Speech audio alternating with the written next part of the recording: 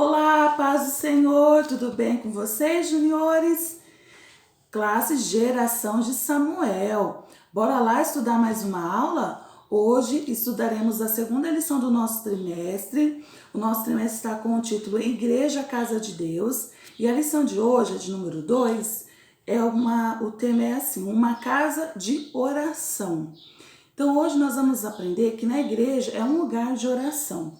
Mas primeiramente eu quero perguntar para você, o que é oração?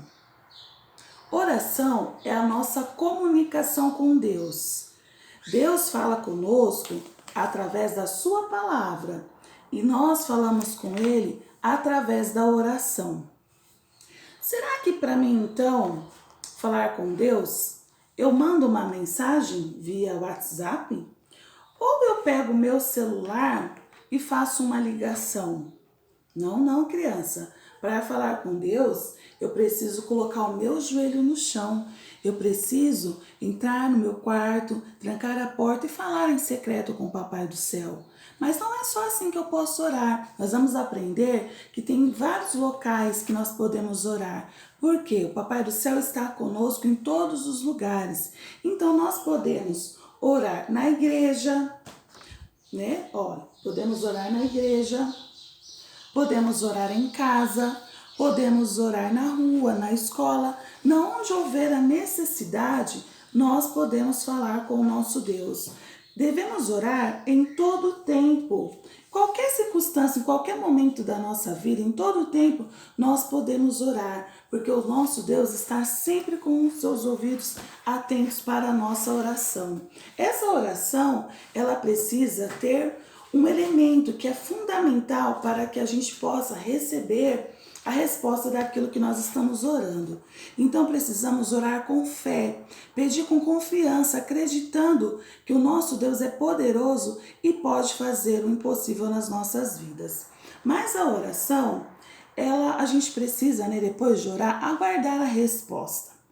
E nós podemos comparar com um semáforo, porque a resposta do nosso Deus para a nossa oração, ela pode ser imediata, pode ser um sim, como está em João capítulo 5, versículo 14 e 15. Mas também pode ser um espere, como diz no Salmos 37, versículo 7. Ou ela também pode ser um não, como Tiago capítulo 4, versículo 13. Porque o nosso Deus é muito poderoso e sabe de todas as coisas. Ele tem todo o poder, né? Então, crianças, o mais importante é permanecermos firmes, é permanecermos confiando no Senhor e buscando sempre a sua presença. Agora nós iremos então para o nosso memorizando, que encontra-se no livro de Isaías, no capítulo 56, no versículo 7, parte B. E eu já vou deixar também os textos de referência que nós vamos trabalhar nessa lição, que se encontra-se no livro de Mateus, no capítulo 21, do versículo 12 ao 14, e também no livro de Efésios, no capítulo 6, versículo 18. Eu vou ler aqui, então, o memorizando, que diz assim, olha, é a parte B do versículo 7 do capítulo 56. Porque a minha casa será chamada casa de oração para todos os povos. Né? Então, vamos repetir agora aqui, ó. Memorizando. Esse memorizando eu quero que vocês leiam e memorizem mesmo. É uma atividade para a gente memorizar e guardar no coração um versículo da palavra de Deus. Então diz assim, pois a minha casa será chamada de casa de oração para todos os povos. Isaías 56, verso 7, parte B. No longo da história, a gente vai falar um pouquinho mais sobre esse texto memorizando, tá? Bora então agora para o Explorando as Escrituras. Jesus aproximava-se de Jerusalém. Para que se cumprisse a profecia, ele chegou lá em Jerusalém fazendo uma entrada triunfal. Ele teve o direito até de ser transportado por um jumentinho e o povo estava muito eufórico, ou seja, estava muito alegre, gritando pelo nome de Jesus. E Jesus foi entrando, na cidade de Jerusalém, mas ele foi para o templo, né, na igreja lá que tinha o templo, que era considerado o santuário de Deus.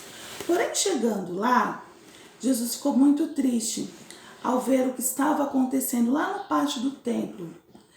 Estava acontecendo o quê? Um comércio, estava tendo a comercialização. Tinha os homens, esses comerciantes, que vendiam animais para os sacrifícios, faziam trocas de dinheiro, né, para pagamento dos impostos. Porém, esses homens, eles agiam de má fé.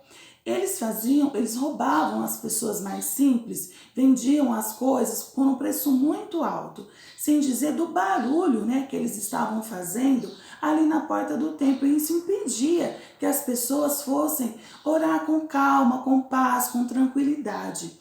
E Jesus ficou muito chateado, muito triste, ficou até irritado com aquilo, com aquele comércio, com aquela comercialização na porta do templo, porque aquilo impedia das pessoas oferecerem um verdadeiro louvor, uma verdadeira adoração e ter um momento de paz em suas vidas.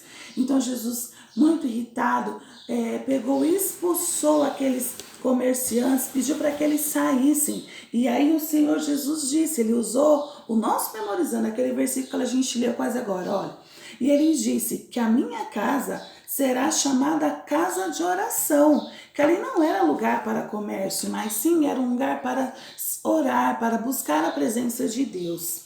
Mas, crianças, Jesus permaneceu ali. E as pessoas, sabendo que Jesus estava ali no templo, estava em Jerusalém, foram ao encontro dele. Foram pessoas cegas e também, crianças, foram paralíticos, né? Foram carregados ali, pessoas que não conseguiam andar. E a Bíblia afirma que tanto os cegos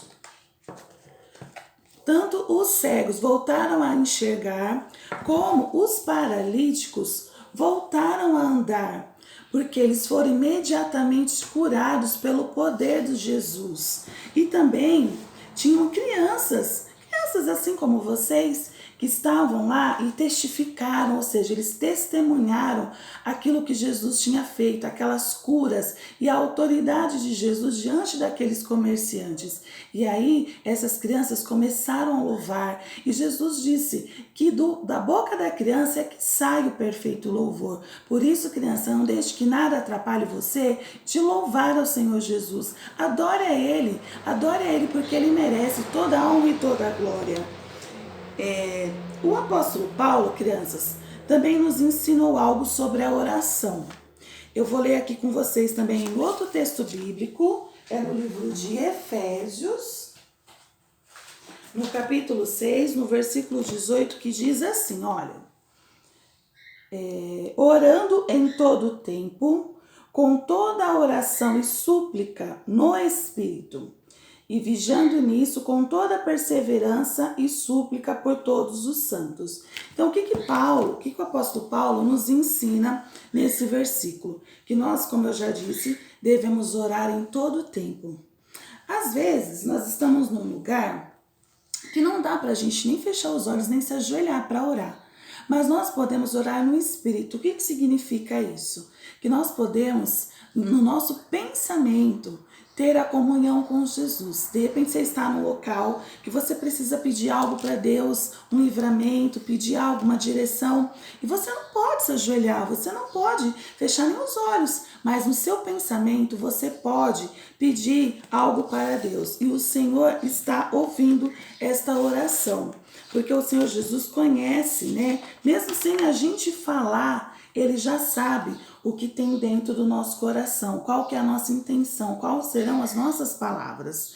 Então, crianças, nós devemos orar quando nós estivermos na igreja.